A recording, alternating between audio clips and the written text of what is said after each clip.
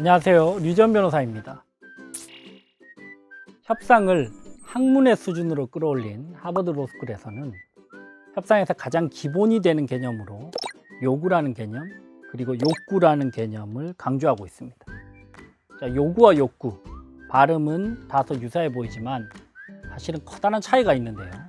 먼저 요구는 커뮤니케이션을 할 때 상대가 실제로 표현하는 것을 의미하고 영어로는 포지션이라고 이야기합니다. 반면에 욕구는 겉으로 드러나는 것, 표현되는 것 이면에 이 거래를 통해서 상대방이 궁극적으로 충족되어지고 싶어하는 니즈를 우리는 욕구라고 이야기하고 영어로는 interest라고 이야기를 합니다. 함께 이 빙산의 일각의 이미지를 한번 보시죠. 협상에서는 요구와 욕구를 빙산의 일각 이미지를 통해서 비유하는데요. 사실 겉으로 보여지는 요구는 일부분일 뿐이고 표면에 드러나지 않는 절대적인 비중을 차지하는 것이 바로 욕구인 것이죠. 결국 어떻게 상대방의 근원적인 욕구를 공략할 것인가가 협상과 설득의 핵심적인 포인트입니다. 협상이라는 것은 결국 서로의 욕구를 충족시키는 합의점을 찾는 과정입니다. 그렇다면 굳이 이렇게 서로의 욕구를 꽁꽁 숨길 필요가 있을까 하는 생각이 자연스럽게 드는데요. 그래서 저는 요즘 오히려 협상 초반에 제가 먼저 상대에게 제 욕구를 오픈하는 전략을 자주 활용합니다. 이런 식이죠. 본부장님, 저희는 이번 협상에서 좀 이런 부분에 솔직히 좀 니즈가 있고 이런 부분은 우려가 됩니다. 혹시 기사에서는 어떤 부분에 니즈가 있고 또 어떤 부분은 우려가 되시는지 솔직하게 저한테 말씀을 해주시면 저희 쪽에서 최대한 한번 맞춰보겠습니다. 라는 식으로 말이죠. 그러면 상대방도 적대감을 좀 풀고요. 그리고 자신의 욕구나 니즈를 조금 더 편안하게 이야기할 수 있는 그런 분위기가 만들어지더라고요. 그런 의미에서 여러분들이 대화를 시작하고 가장 먼저 파악해야 될 핵심적인 두 가지를 꼽자면 첫 번째는 상대방의 욕구가 무엇인지, 두 번째는 상대방의 핵심적인 염려가 무엇인지, 이 두 가지일 것입니다. 이 두 가지만 빠르게 파악이 되면 생각보다 협상이 빠르게 진행될 수 있습니다. 반대로 상대방을 제대로 파악하지 못하여 협상이 결렬되는 경우도 너무 많죠. 수많은 협상 사례들을 보면 반복적으로 계속해서 협상이 실패하는 사람들이 일련의 특징을 알 수 있습니다. 바로 철저한 자기중심성입니다. 상대의 관점에서 상대가 원하는 기대치가 무엇인지, 저 사람이 어떤 욕구를 가지고 있는지 생각해보고 접근하는 것이 필요한데 철저하게 나라는 관점에 갇혀서 상대가 원하는 바를 전혀 파악하지 못하는 것이죠. 이러한 성향은 평소 본인의 대화 스타일에서도 잘 드러납니다. 자, 여러분이 상대방을 설득해야 되는 상황이다. 내가 이야기하는 것과 상대방의 이야기를 듣는 거, 이 비중을 대략 몇 대 몇 정도로 유지를 하시나요? 우리나라 사람들은 상대를 설득할 때 주로 본인이 대화를 지배하는 경우가 훨씬 더 많습니다. 거의 8대 2 정도로 압도적으로 본인이 말을 많이 하면서 대화를 그냥 폭식하는 것이죠. 하지만 설득에 있어서 말을 그렇게 많이 하는 것이 생각보다 도움이 안 된다는 것입니다. 협상에 있어서 이상적인 대화의 비중은 3대 7입니다. 즉, 내가 말하는 것이 3이고 상대방의 이야기를 듣는 것이 7일 때 상대방에 대한 정보와 니즈를 충분히 파악할 수 있고 심지어 상대방은 자신이 대화를 주도하고 있다라고 생각하면서 감정적인 정서적인 만족감까지 얻게 된다는 것이죠. 자, 지금까지 협상에 있어서 이 욕구의 중요성에 대해서 말씀을 드리고 있는데요. 협상 오프닝을 할 때도 욕구를 잘 공략을 하면 훨씬 더 부드럽게 효과적으로 결과를 이끌어낼 수 있습니다. 다양한 욕구들 중에서 특히 제가 주목하고 있는 포인트는 이 인정받고 싶은 욕구입니다. 모든 사람들이 가지고 있는, 모두가 갈증을 느끼고 있는 부분, 이것이 바로 인정받고 싶은 욕구인데요.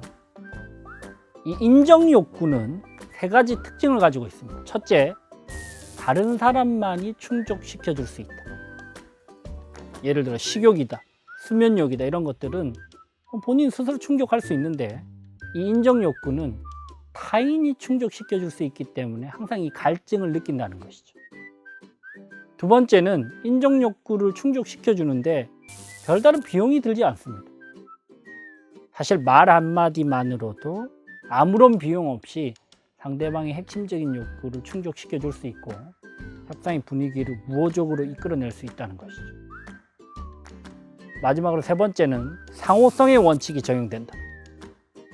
아무리 잘나고 훌륭한 사람이라도 상대를 인정하지 않으면 상대도 그 사람의 단점부터 찾게 됩니다.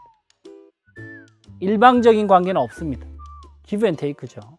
내가 먼저 인정을 해줘야 상대도 나를 인정해주고 내가 상대를 무시하면 상대도 나를 무시할 가능성이 굉장히 커집니다. 자, 그렇다면 처음 만난 자리에서 상대의 어떤 면을 인정해 줄 수 있을까요? 우리가 협상을 할 때는 우연히 만나는 경우는 극히 드물죠. 사전에 적어도 한두 차례 정도는 이메일도 주고받고 카카오톡이나 메시지를 통해서 서로 연락처도 주고받고 이야기도 나누고 통화도 하고 컨퍼런스 콜도 하고 나서 협상을 하는 경우가 대부분입니다. 이런 부분, 이런 사항을 착안해서 상대방을 얼마든지 인정해 줄 수 있다는 것이죠. 이렇게 말입니다. 김 과장님, 오늘 이렇게 뵙기 전에 수차례 이메일을 주고받았는데 그때마다 자료를 깔끔하게 정리를 해주셔서 사실 굉장히 인상 깊었습니다. 라는 식으로 부드럽게 상대를 먼저 인정해주고 협상에 임했을 때 전반적인 커뮤니케이션과 협상 과정이 훨씬 더 우호적으로 진행될 수 있다는 것이죠. 자, 지금까지 욕구의 중요성에 대해서 말씀드리고 있는데요.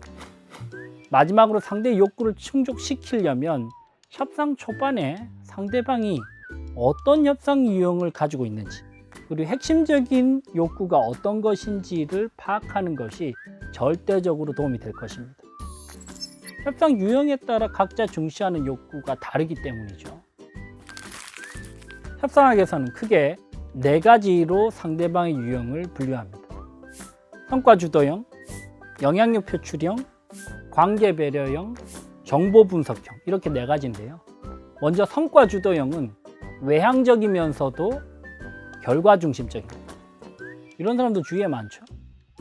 특히 여러분들 CEO들이 성과 중심적인 경향이 많고 이들은 경제적인 이득에 대한 결과물에 대한 집착과 욕구가 굉장히 큰 유형입니다. 다음으로는 영향력 표출형인데요.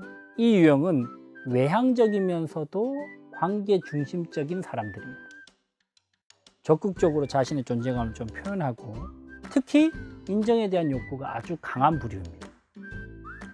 세 번째 관계 배려형은 다소 내성적이면서도 관계 중심적인 유형으로 관계를 불편하게 만들지 않으려는 욕구가 강해서 누군가 제안을 할 때 쉽사리 거절을 잘 못하는 유형입니다.